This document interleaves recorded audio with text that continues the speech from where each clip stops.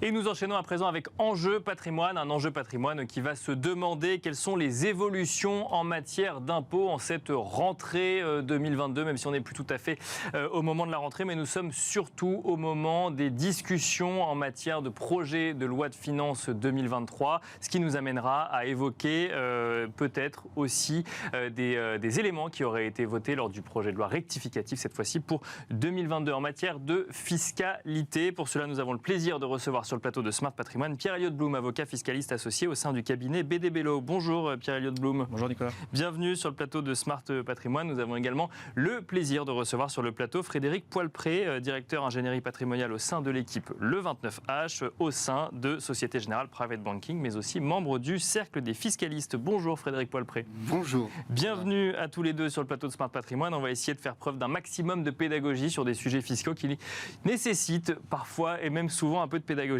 On va commencer avec vous, Pierre-Elliott Blum, avec un sujet assez simple. Quand on parle d'évolution en matière d'impôts, on regarde le barème d'imposition qui a été revu à la hausse en lien avec l'inflation. Ça, c'est une certitude pour le coup. Le risque, c'était quoi, Pierre-Elliott Blum? C'était de payer plus d'impôts parce qu'on changeait automatiquement de tranche d'imposition si on avait des augmentations de salaire et que le barème d'imposition n'était pas automatiquement lui aussi revalorisé? C'est exactement ça. Le gouvernement, suite à l'inflation du coût de l'économie et du coût de la vie, avec une augmentation de l'ordre de 5,4 points, a augmenté corrélativement le barème de l'impôt sur le revenu afin de limiter l'impact en matière de fiscalité sur l'éventuelle augmentation de salaire, avec, on voit, les primes d'inflation notamment dans certaines entreprises qui auraient pu avoir des conséquences assez importantes pour les contribuables et les plus petits contribuables. Et alors, ça amène une question, et je préfère la poser tout de suite, comme ça au moins ce sera clair. Est-ce qu'on paye plus d'impôts quand il y a de l'inflation, Pierre-Elliott Blum? Tout dépend si la fiscalité suit le taux d'inflation. D'une manière générale, c'est un petit peu le cas, c'est-à-dire que si on a les salaires qui augmentent mais que le barème progressif n'augmente pas, on va être amené à payer un peu plus d'imposition parce que corrélativement, on monte dans les tranches.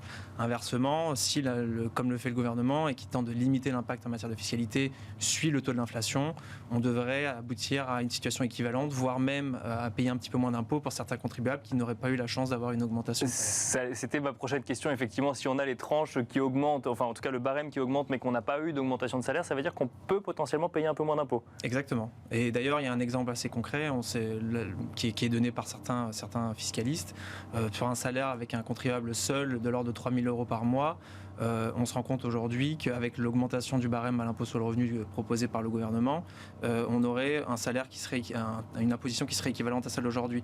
Inversement, si on n'a pas d'augmentation de salaire et qu'on a un salaire qui est équivalent de l'ordre de 3 000 € qu'il l'était auparavant, on peut avoir une baisse d'imposition de 300 € à peu près sur une année. Alors, autre question sur les évolutions en matière de fiscalité, mais qui va concerner plus les propriétaires fonciers, Frédéric Poilpré. Deux sujets sur les propriétaires fonciers. Déjà, il y a une hausse de la taxe foncière. Alors, je lisais qu'on était globalement à une hausse de 5% environ dans les 200 plus grandes villes françaises. Là, pour le coup, on va payer plus d'impôts quand on est propriétaire. Oui, on va payer plus d'impôts avec cette hausse, en effet, des impôts locaux. Et puis, il y a aussi cette réforme qui c'était un test, ça a été testé en 2019, ça a été déployé en 2021 sur 9 départements, et à compter de septembre, là, ça va être généralisé sur l'ensemble du territoire. En fait, l'administration s'est dotée, grâce à l'intelligence artificielle et puis des grosses bases de données, cette capacité à aller, en faisant un matching entre les bases de données qu'ils ont et puis les images satellites, d'aller faire la chasse aux piscines notamment. Oui, on a suivi ça de près cet été, effectivement. Donc là, pour le coup, les propriétaires d'une piscine également peuvent voir des régularisations d'impôts arriver pour le coup. Exactement, parce que sur 2021, où ça a été testé sur 9 départements, c'est comme 10 millions d'euros d'impôts qui vont être distribués aux collectivités. Donc c'est vraiment le lien par rapport à ce que vous disiez, avec la hausse également de la taxe, de la taxe foncière. Et c'est peut-être qu'un début, parce qu'il est prévu également que ce ne soit pas que les piscines. Donc 20 000 piscines ont été détectées en 2021 sur 9 départements, généralisation sur l'ensemble du territoire. Et puis demain, ça touchera peut-être, sûrement même, tous les bâtiments bâtis non déclarés. Donc les extensions, les garages, les grands abris de jardin, etc., etc. Donc mécaniquement, oui, ça va donner un angle grâce à l'intelligence artificielle qui a été mise en place pour aller chercher de la matière taxable qui n'était pas déclarée, parce qu'on doit déclarer quand on fait des constructions. Alors il y a deux côtés, il y a la partie administrative où déjà on peut s'exposer à des sanctions quand on n'a pas fait de demande préalable ou qu'on n'a pas le permis de construire pour réaliser l'objet en question. Oui, donc le risque, c'est de devoir raser l'abri de jardin ou de refermer la piscine, c'est ça? Si c'est pas conforme, oui, en effet, aux règles d'urbanisme, au PLU, ça peut être une première sanction, mais il y a aussi la sanction fiscale, où en effet, on peut être redressé sur 4 ans. Il y a des intérêts de retard de 0,2 qui s'appliquent par mois. Et les projections qu'ont fait l'administration pour l'année prochaine, c'est 40 millions de recettes qui pourraient être distribuées aux collectivités par le biais de cette intelligence artificielle qui va faire la chasse aux non-déclarations. Mais alors, peut-être une question pour l'avocat fiscaliste, certes, mais aussi avocat quand même sur ce sujet-là. J'ai pas vu beaucoup de monde s'émouvoir du droit à la vie privée sur le sujet, alors qu'on va quand même regarder à l'intérieur, enfin chez les gens. Alors, ok, on regarde des images satellites, mais on va regarder chez les gens. Juridiquement, ça tiendrait pas de dire vous êtes allé regarder chez moi sans mon accord? L'administration fiscale va de plus en plus loin. On a vu qu'elles avaient développé aussi une technique en matière de réseaux sociaux, avec la possibilité de regarder s'il y avait un train de vie qui était décorrélé avec les revenus déclarés.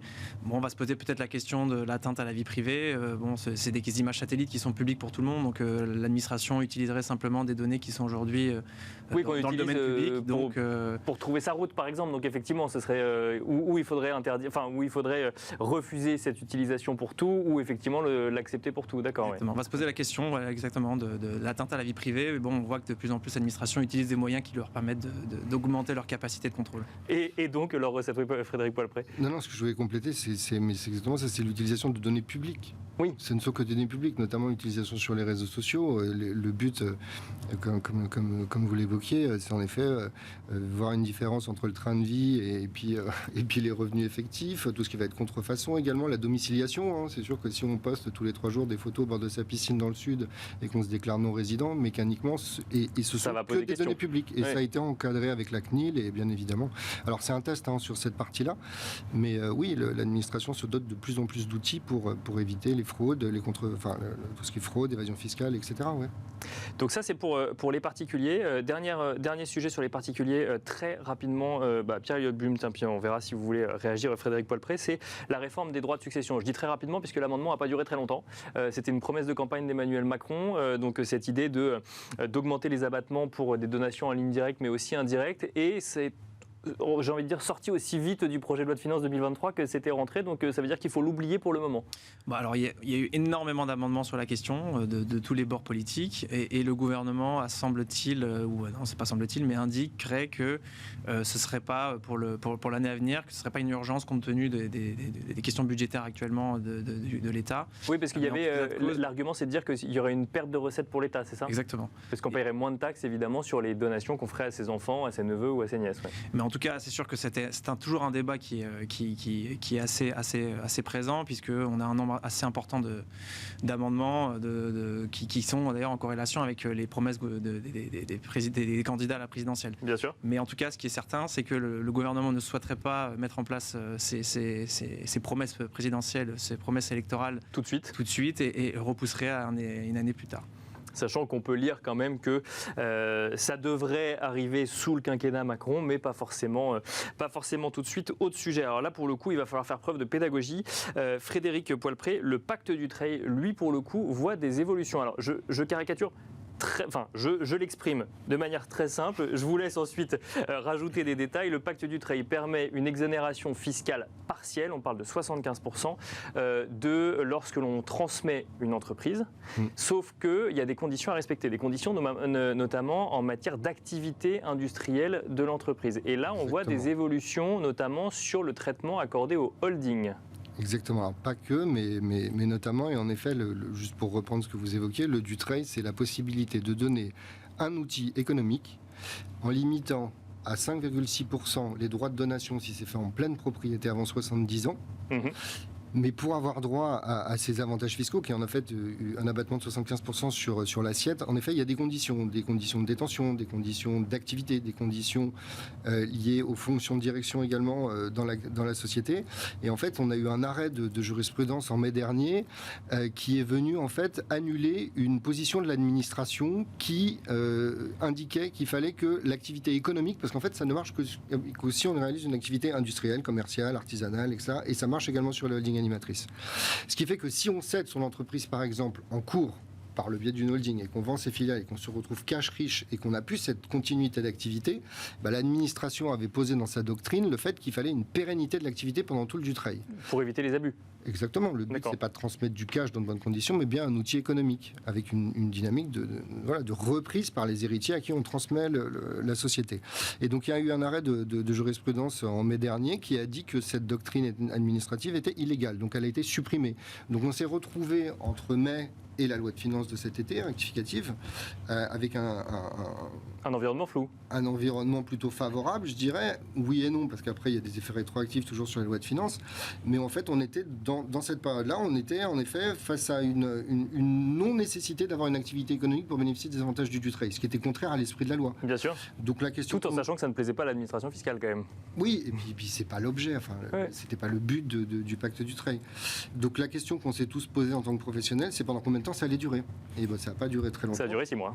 À peine, parce que la loi de finances de cet été est revenue dessus et a remis comme obligation, et cette fois c'est écrit dans la loi, c'est gravé dans le marbre, comme quoi il faut une pérennité de l'activité économique pour avoir droit au Dutreil. Alors maintenant ça soulève encore plein de questions, bien évidemment, sur les faits rétroactifs, est-ce que ceux qui ont vendu avant et autres, etc. Voilà, il va se poser des questions, bien évidemment. Et puis pour rebondir sur l'actualité, en effet, de la loi de finances, on l'a vu, sur les 3000 amendements qui ont été posés lors du projet de loi de finances de cette année, le Dutreil a été évoqué, bien évidemment, avec les deux opposés, c'est-à-dire sa suppression ou son amélioration, allant jusqu'à 90% d'abattement, tout dépendait de la couleur politique qui portait le projet. Donc oui, le sujet du Dutreil est toujours d'actualité, et peut-être que d'ici 2024, le gouvernement parle de 2024 pour réformer les droits de succession, peut-être que dans cette réforme globale des droits de succession, on aura également des compléments avec le Dutreil, hormis, je dirais, le fait d'avoir mis un patch sur quelque chose qui était donc là, en fait, Pierre Blum, on est venu confirmer une décision qui avait déjà été, qui était déjà une condition qui était déjà présente et qui avait été annulée donc pendant quelques mois. Mais le pacte Dutreil peut encore évoluer. Ça veut dire qu'on est dans une situation d'instabilité fiscale sur la transmission d'entreprise actuellement, ou en tout cas on n'est pas totalement rassuré sur le sujet. Ça dépend des bords politiques. C'est-à-dire qu'aujourd'hui le pacte Dutreil est remis en cause par évidemment une partie de l'hémicycle politique. Oui, c'est considéré comme un cadeau. Exactement, qui envoie comme une énorme niche fiscale qui permet de transmettre quasiment en totale exonération. Alors c'est pas une totale exonération, mais avec une exonération assez conséquente d'une entreprise au profit d'enfants de membres de la famille. Au cas particulier, le cas de ce qui s'est passé cet été avec une décision de jurisprudence qui était simplement venue consacrer le caractère illégal de la doctrine, parce que la doctrine rajoutait à la loi, et la doctrine ne peut rajouter à la loi, a été tout de suite atténuée par la loi du 16 août 2022 qui est venue consacrer en réalité la doctrine administrative en indiquant que le caractère opérationnel devait être présent à la fois pendant l'engagement collectif et surtout et l'engagement individuel. En matière justement de stabilité fiscale, on rappelle aussi quand même que le prélèvement forfaitaire unique reste d'actualité pour un certain nombre de placements. Je voudrais dire un petit mot, il nous reste une minute peut-être avec vous, Frédéric Poilpré, de ces fameux super dividendes. Alors eux aussi sont concernés aujourd'hui par le projet de loi finance 2023, on les a vus défrayer la chronique. Ils pourraient être un peu plus encadrés pour le coup. Ou en tout cas, ça fait l'objet d'un amendement déposé. Alors c'est un amendement qui a été déposé, qui a été validé également, mais là, ce qu'on attend, aujourd'hui, le gouvernement a la possibilité de jouer le 49.3, qui permet en fait d'imposer le projet législatif. Et il y a deux mesures qui ont été adoptées contre la volonté du gouvernement, c'est-à-dire en effet la mise en place de cette taxation des superdividendes et également le rétablissement de l'exit tax sur le régime antérieur à 2019. À savoir, il fallait, après le départ, conserver au moins 15 ans les titres, alors qu'aujourd'hui, on doit conserver qu'entre 2 et 5 ans. Et Bruno Le Maire s'est exprimé hier, il a dit que, on est dans l'attente de l'activation du 49.3, c'est demain la deadline pour activer le 49.3. Il y a des chances qu'il soit activé, enfin tout du moins c'est ce que dit aujourd'hui le gouvernement. Et tout ça pour dire quoi ? C'est que ces deux grandes réformes qui sont la taxation des superdividendes à 35%, donc en fait ce serait une hausse de 5% de 30 à 35, pour répondre à votre question, pardon. Ce serait passé de 30 à 35 sur les superdividendes et sur les rachats d'actions, ça toucherait les deux. Alors ça toucherait pas toutes les entreprises, il faut réaliser plus de 750 millions d'euros de chiffre d'affaires, il faut avoir des superdividendes, il faut avoir des super profits également, il faut que ça soit une hausse de 20% par rapport à la moyenne des 5 dernières années. En fait, le Bruno Le Maire l'a évoqué hier. Si le 49.3 est activé, ces deux amendements qui ont été votés contre la volonté du gouvernement actuel, ça devrait sauter. Donc on va se retrouver plutôt logiquement par rapport, en effet, à ce qu'on évoquait tout à l'heure, à une certaine stabilité fiscale.